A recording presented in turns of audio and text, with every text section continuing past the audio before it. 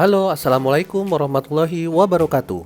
Perkenalkan, kami dari Gelombang 5, Angkatan 36, Kelompok 1 yang beranggotakan Dwi Parianti, Hanif Irza Prambudi, Catur Rahmasari, Wildan Bagus Aditya, dan Safira Febriana Ramadita akan menyampaikan pandangan kami dalam tugas agenda 1 terkait wawasan kebangsaan dan nilai-nilai bela negara.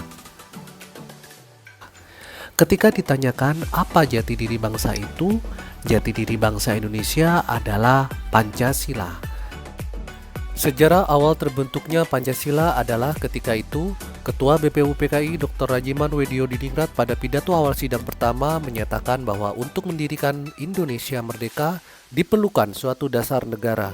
Terdapat beberapa usulan dasar negara yang disampaikan oleh 3 tokoh pada saat itu.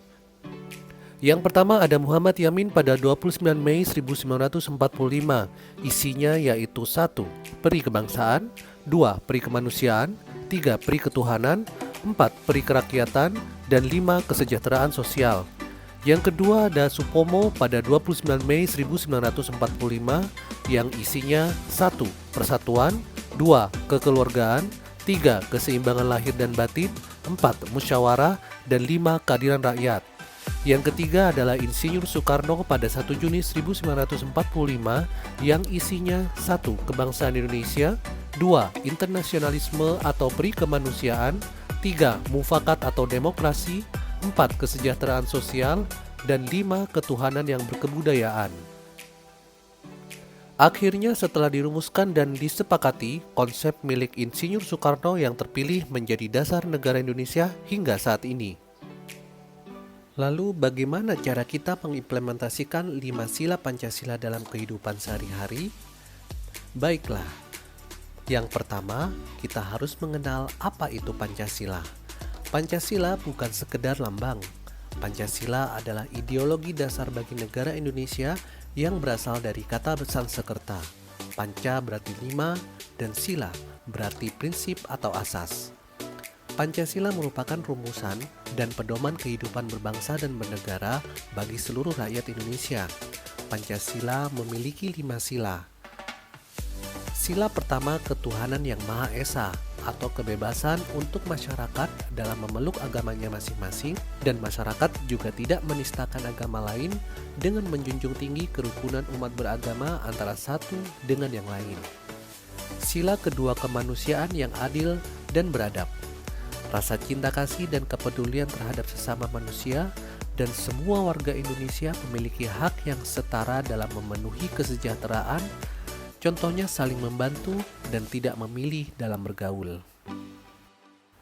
Sila ketiga, persatuan Indonesia. Sebagai warga negara Indonesia yang baik, kita harus tetap menjaga keutuhan negara kita. Walau 1000 pulau memisahkan Nusantara, namun kita tetap satu, yaitu satu bangsa dan satu negara. Sila keempat, kerakyatan yang dipimpin oleh hikmah kebijaksanaan dalam permusyawaratan perwakilan.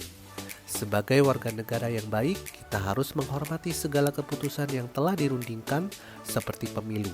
Suara rakyat adalah suara Tuhan. Sila kelima, keadilan sosial bagi seluruh rakyat Indonesia. Mencapai kesejahteraan yang adil dan makmur, damai dan sentosa seperti bekerja sama satu sama lain. Implementasi Pancasila sangat penting dalam kehidupan. Bila kita tidak menerapkan Pancasila sebagai landasan dalam kehidupan bersama, maka dapat menimbulkan berbagai masalah. Oleh karena itu, kita tidak boleh lupa untuk selalu melandaskan Pancasila dan tetap menjaga keutuhan nilai dari Pancasila itu sendiri. Jika bukan kita yang menjaga dan menerapkan nilai Pancasila, maka siapa lagi? Bagaimana sikap bela negara dalam konsep Anda sebagai generasi milenial ataupun Anda sebagai ASN? Teknologi di era globalisasi membuat pemanfaatan teknologi berkembang sangat pesat. Dengan pengguna aktif di internet sebanyak 196,7 pengguna, sehingga tidak heran jika masyarakat menggunakan internet sebagai sumber informasi.